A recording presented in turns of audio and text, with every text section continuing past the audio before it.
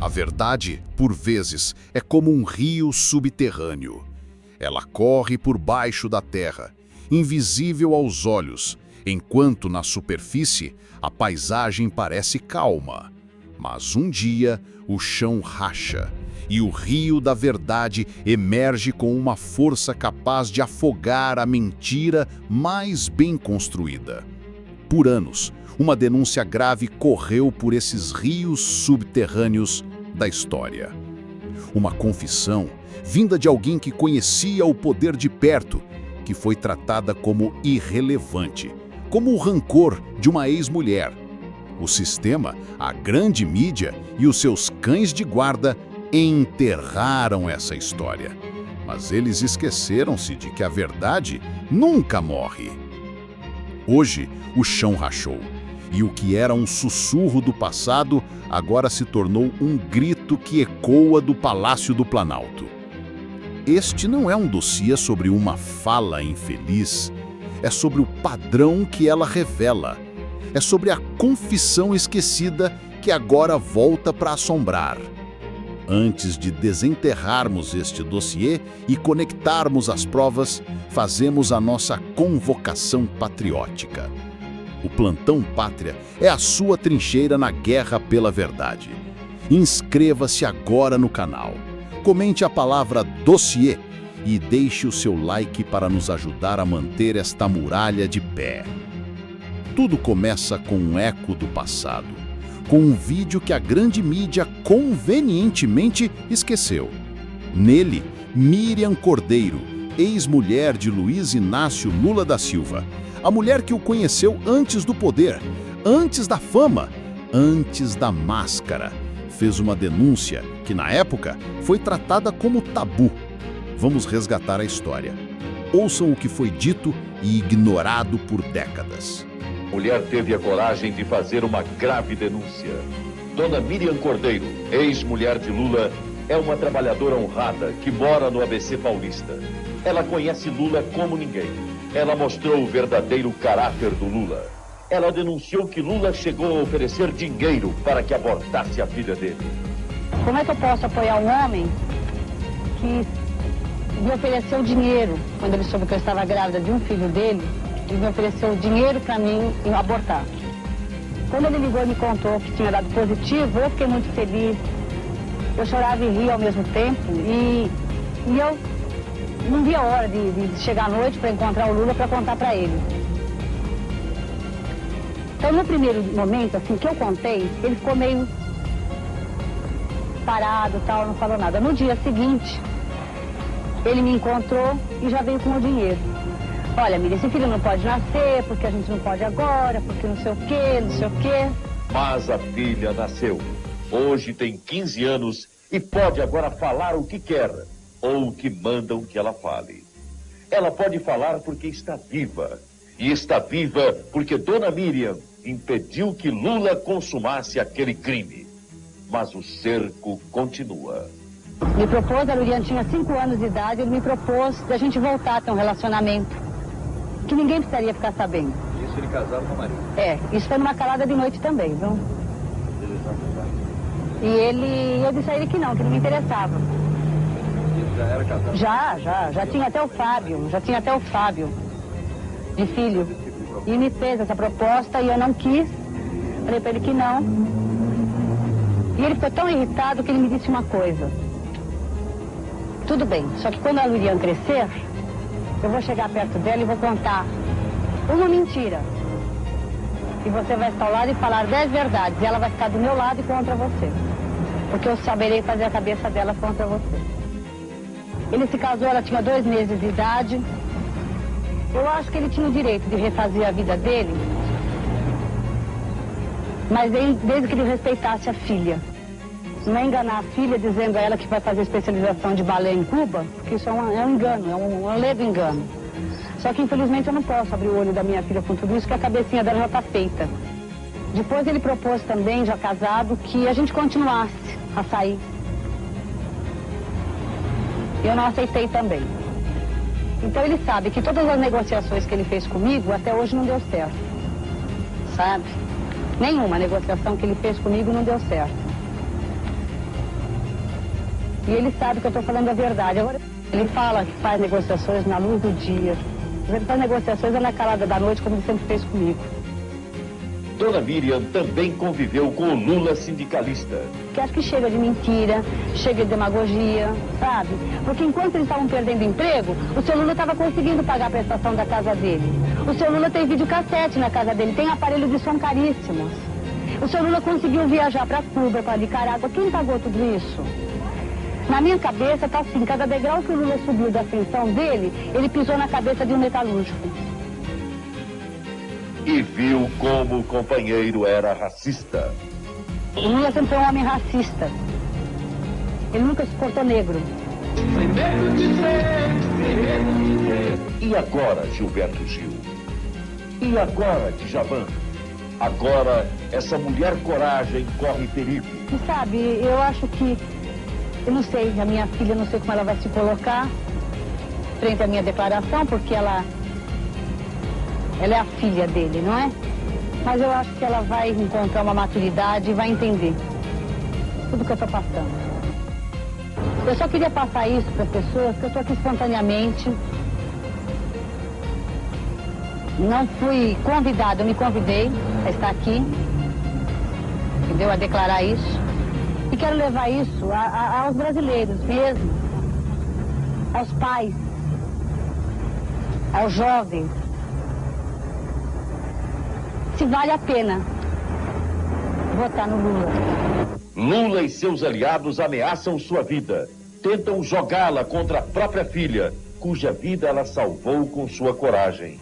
E até tentarão desmoralizá-la. Mas Dona Miriam não se intimida e não vai se calar. Não tenho medo de represália, não. Não tenho, já disse isso em jornal. E não tenho medo, não, de represália. Eu sofri pressão, eu fui ameaçada. Inclusive até dentro do meu trabalho. Eu coloco isso mais uma vez do que eu coloquei naquele jornal. Mas eu não vou admitir represália nem a parte da administração. O que até pode acontecer. Mandada pelo Lula. Alguém fazer uma pressão, tentar me demitir, que eu não tenho medo. Só aviso uma coisa, se isso acontecer, eu volto a falar. Atenção, você que é vizinho de Dona Miriam, que é seu colega de trabalho, você que admira a sua coragem. Proteja essa mulher decente. Lula e seus amigos petistas não perdoam a verdade.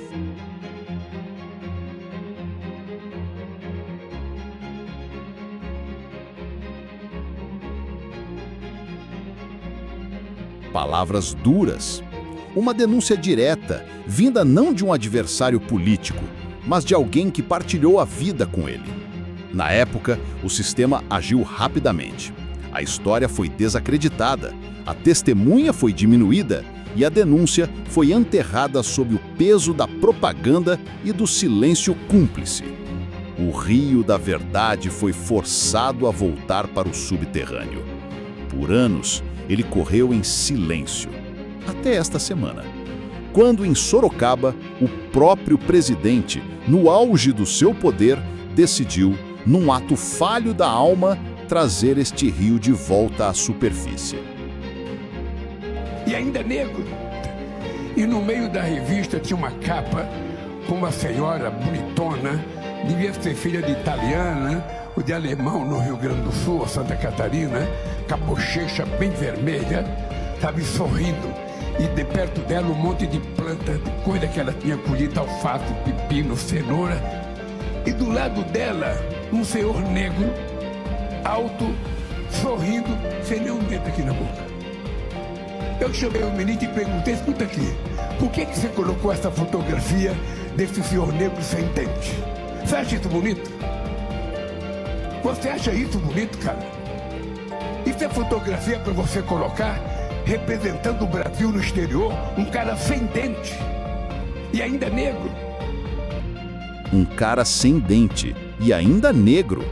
A frase, dita agora, em 2025, é a rachadura no chão.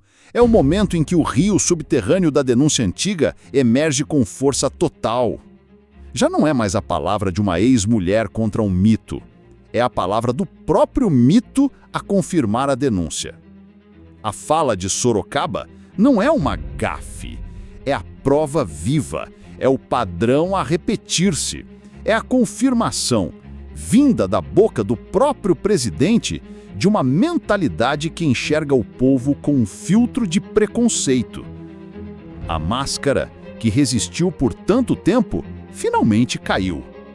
E aqui eu pergunto a você, patriota, uma verdade, quando dita por uma mulher simples, anos atrás, pode ser ignorada.